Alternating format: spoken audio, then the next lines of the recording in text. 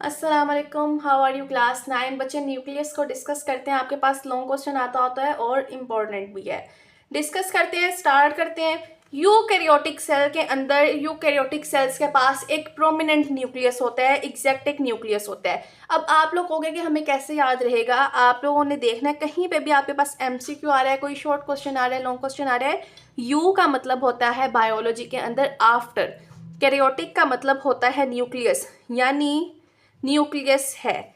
Animal cell के अंदर ये सेंटर में होता है, ऊपर पोजीशन की हेडिंग दे देना। एनिमल सेल के अंदर ये सेंटर में होता है, प्लांट सेल के अंदर साइड पे होता है, क्योंकि लार्ज सेंट्रल वैक्यूल होते हैं।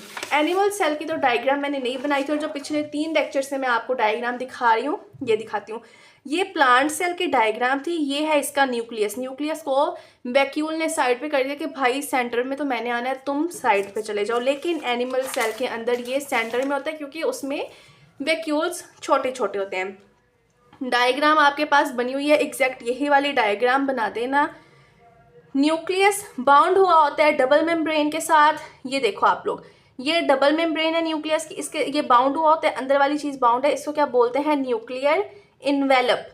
बहुत से पोर होते हैं अंदर, उनको बोलते हैं न्यूक्लियर पोर्स, यानी दानेदार स्ट्रक्चर। इस तरह के पोर्स होते हैं।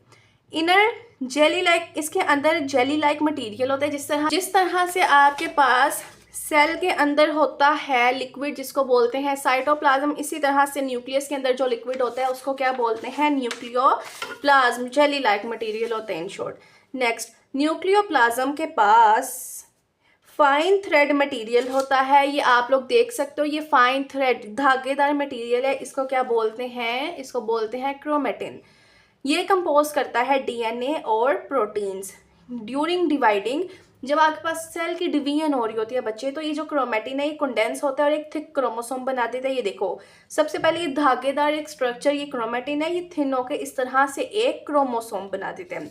डीएनए कंटेन जीन, ये जो डीएनए है, ये डीएनए और प्रोटीन है ना, तो ये डीएनए जीन कंटेन करते हैं और वो सारी सेल की एक्टिविटी को कंट्रोल करते हैं।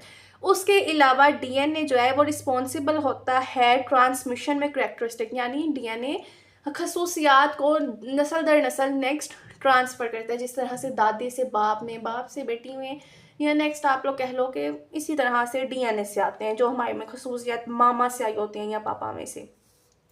यूकैरियोटिक में मैंने आप लोगों को बताया ना अभी कि किस तरह से, यहाँ पे ले आती हूँ, इतनी दूर क्यों लेके जा रही हूँ।